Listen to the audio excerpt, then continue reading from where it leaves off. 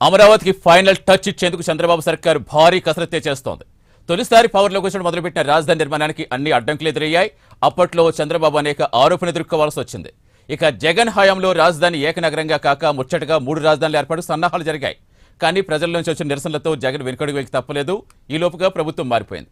చంద్రబాబు మళ్లీ ముఖ్యమంత్రి అయ్యారు. అంతేకాదు భారీ మెజార్టీతో కొలువుదీరారు. ఫలితంగా ఇప్పుడు అమరావతికి అడ్డంకులన్నీ తొలగిపోయినట్టేనని కూటమి సర్కార్ భావిస్తోంది. అందుకోసం తాజాగా జరిగిన కేబినెట్ సమావేశంలో పలు కీలక నిర్ణయాలు కూడా తీసుకున్నారట్టుగా పార్థసారథి ప్రకటించారు. మరి ఇప్పుడు తీసుకున్న నిర్ణయాలపై అసలు వైసీపీ నేతలు ఏం చెప్తున్నారు? ఆ నిర్ణయాలు అమరావతి రూపురేఖలు ఎలా మార్చబోతున్నాయి? విపక్షాలు కూటమి సహకరిస్తారా లేక పాత పద్ధతిలోనే ఉంటారా? దీనిపై చర్చించేందుకు ప్రస్తుతం మనతో జాయిన్ అవుతున్నారు వైసీపీ మాజీ మంత్రి అంబటి రాంబాబు గారు. నమస్తే రాంబాబు గారు. నమస్కారం అండి. ఎస్ రాంబాబు గారు, ఈరోజు కేబినెట్ భేటీకి సంబంధించి మీకు ఇన్ఫర్మేషన్ ఉండే ఉంటుంది. మొత్తం 42 అజెండాలతో చాలా కీలక అంశాలు చేసి ముఖ్యంగా అమరావతి నిర్మాణానికి సంబంధించి 2వ విడత భూసేకరణకు కూడా ఆమోదం తెలిపారు. మరో 44,000 ఎకరాలు భూసేకరణకు నిర్ణయించారు. ఏంటి మీరేం చెప్తారు? ఇది ఒక వ్యర్థ ప్రయత్నం అనేది నా అభిప్రాయం, మా అభిప్రాయం కూడా. ఏంటంటే బేసిక్ గా సార్, ఒక రాజధానిని, ఒక పట్టణాన్ని నిర్మించవలసిన అవసరం ఏ దేశంలోనూ ఏ రాష్ట్రంలోనూ రాదు. వెరీ రేర్ సందర్భాల్లో మాత్రమే వస్తుంది. అసలు ఏ రాష్ట్రము కూడా ఒక రాజధాని నిర్మించినటువంటి సందర్భమే లేదు.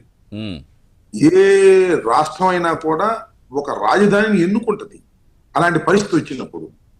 ఇప్పుడు హైదరాబాదు మన ఉమ్మడి రాష్ట్రంగా ఏర్పడినప్పుడు, మెడ్రాస్ నుంచి విడిపోయినప్పుడు హైదరాబాద్ ను మనం నిర్మించుకోలేదు, హైదరాబాద్ ను మనం ఎన్నుకున్నాం. కానీ ఇక్కడ చంద్రబాబు నాయుడు గారు తెలిసి చేస్తున్న పొరపాటు ఏమిటంటే, మనకున్నటువంటి మహాపట్టణాల్లో ఏదో ఒక పట్టణాన్ని ఎన్నుకోవలసినటువంటి బాధ్యత, అవసరం ఆయనకుంటే ఆయన అలా ఎన్నుకోకుండా ఒక పట్టణాన్నే వరల్డ్ క్లాస్ టౌన్ నిర్మించాలని ప్రయత్నం చేస్తున్నారు. దీనివల్ల రాష్ట్రం నష్టపోతుంది, ప్రజలు కూడా నష్టపోతారనేది బేసికల్ గా మాకున్నటువంటి అభిప్రాయం. దీంతో చాలా మంది ప్రజలు ఏకీపిస్తారని కూడా నేను నమ్ముతా ఉన్నాను. అమరావతి అనే దాన్ని నిర్మించడం కాదు, విజయవాడో గుంటూరో లేదా మధ్య భాగంలోనో ఎన్నుకొని ఈ రెండింటినీ జంట సిటీలుగా నిర్ణయించుకొని ఈ పాటికే రాష్ట్రం అభివృద్ధి చెంది ఉండేది, రాజధాని ఏర్పడి ఉండేది. ఇది 5 సంవత్సరాలు కాదు, 6 సంవత్సరాలు అనుకోండి. ఇప్పటికి చంద్రబాబు నాయుడు గారు పరిపాలన చేశారు. Where is capital, where is assembly, where is high court, where is secretariat, all are temporary. That is the situation. ఇంకా 4 years ఆయన పరిపాలన చేసే అవకాశం ఉంది. ఈ 4 years లో కూడా అమరావతి కంప్లీట్ అవుతుందనేది ఎవ్వరూ నమ్మనటువంటి సత్యం. దీనికి అనవసరమైన పెద్ద ప్రయత్నం ఒకటి, వేల లక్షల కోట్ల రూపాయలు ఖర్చు ఒకటి, మళ్ళా 44,000 ఎకరాలను ఆయన మళ్ళా తీసుకునేటటువంటి పరిస్థితి. అంతకుముందు తీసుకున్నటువంటి 55 ఎకరాలకి దిక్కు లేదు.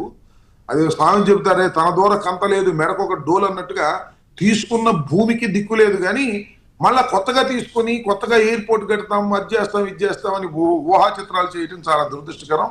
ఇది చాలా wrong decision of Chandrababu Naidu గారు. ఈ రాంగ్ డెసిషన్ వల్ల రాష్ట్రం తీవ్రంగా నష్టపోతుంది, పోబోతుంది అనేది మాకున్నటువంటి అభిప్రాయం. అలా కాదు రాంబాబు గారు, ఇప్పుడు ఏ రాష్ట్రానికైనా రాజధాని గుండెకాయ లాంటిది. సరే, అది మీరు కావచ్చు, ఎవరు కావచ్చు, అంగీకరించే విషయమే. కానీ ఇప్పుడు ఆల్రెడీ రాష్ట్రం ఏర్పడి 11 సంవత్సరాలైన ఇప్పటికీ రాజధాని ఏంటో చెప్పుకోలేని పరిస్థితులు ప్రజలు అల్లాడిపోతున్నప్పుడు, సరే మీరు చెప్తున్నారు ఇందాక ఇలా కాదు, ఆల్రెడీ ఉన్న నగరాన్ని అభివృద్ధి చేసుకుంటే సరిపోతుంది కదా అని. మరి మీరెందుకు ఆ ప్రయత్నం చేయలేదు? 3 రాజధానులు అని ప్రజల నుంచి విమర్శలు వచ్చే వరకు ఆగి, తర్వాత ఎన్నో నిరసనలు చేసి, ఎన్నో గొడవలు అంటే మీరు అధికారులు ఉన్నప్పుడన్నా కనీసం ఫుల్ స్టాప్ పడి ఉంటే బాగుండేది కదా. 3 రాజధానులు అనేవి 3 పట్టణాలను ఎన్నుకున్నాం. అమరావతి అనేది సాధ్యం కాదనేది ఆ రోజునే చెప్పాము. అమరావతి అనేది ఇట్ ఈస్ ఇంపాసిబుల్. అమరావతిని నిర్మించడానికి 2 లక్షల కోట్లు కావాలి, అంత శక్తి రాష్ట్రానికి లేదు, ఆ ప్లాన్ కరెక్ట్ కాదు అనే కదా మేము తీసుకున్నది. తప్ప రైట్ అనేది వేరే అంశం. నేను ఇక్కడ సూటిగా చెప్పదలుచుకున్నది ఏంటంటే, ఒక వరల్డ్ క్లాస్ పట్టణాన్ని నిర్మించాలని తలపోయటమే ఒక చరితాత్మకమైన తప్పిదం. ఇవాళ కాబట్టి 5 సంవత్సరాలు, ఇంకా 4 సంవత్సరాల తర్వాత అయినా కూడా అందరూ కూడా ఒప్పుకుంటారు నేను చెప్పేటటువంటి ఈ ఆర్గ్యుమెంట్ ని. ఆయన ఏదో ఒక పట్టణాన్ని సెలెక్ట్ చేసుకొని ఇది మా రాజధాని అని చెప్పాల్సినటువంటి పరిస్థితి నుంచి ఈ విధంగా చేయటం చాలా దురదృష్టకరం. ఆ దురదృష్టకరం అంటేనేమో చంద్రబాబు నాయుడు గారు చాలా వయసులో 75 సంవత్సరాలు, బోలంత అనుభవం ఉంది ఆయన. అప్పట్లో రాజధాని అమరావతి, కానీ దిస్ ఈజ్ అబ్సర్డ్. ఇది చాలా తప్పు నిర్ణయం. ఇవాళ కాబట్టి రేపైనా నిర్ణయం తెలుస్తుంది జనానికి. కాదు, అప్పుడు మీరు విపక్షంగా ఉన్నప్పుడు అమరావతి రాజధాని నిర్మాణానికి అందరూ కూడా ఆమోదించిన తర్వాతే దానికి అసెంబ్లీలో చర్చ జరిగిన తర్వాతే ముందుకెళ్లిన తర్వాత సరే, తర్వాత ఇప్పుడు మీ ప్రభుత్వం ఏర్పడ్డాక మీరు మరో ప్రతిపాదనతో వచ్చారు. ఇప్పుడు ఇక్కడికి వచ్చిన తర్వాత మళ్ళీ పునర్నిర్మాణం చేపడుతున్నారు. సో అంటే ఎలా, ఎప్పుడు పులి స్టాప్ పడుతుంది అనుకోవాలి? అసలు ఎన్నాళ్ళు అంటే అప్పుడు రాజకీయాలు అనేవి ఎన్నికలప్పుడు ఉండాలి, కానీ కేవలం రాష్ట్ర రాజధాని విషయంలో కూడా ఎన్ని రకాలుగా మలుపులు తిరుగుతుంటే ఈ కన్ఫ్యూజన్ ఎప్పుడు పులి స్టాప్ పడుతుంది అనుకోవాలి? దీని పులి స్టాప్ పడేదే లేదు. అమరావతి ఒక అంతులేని కథ.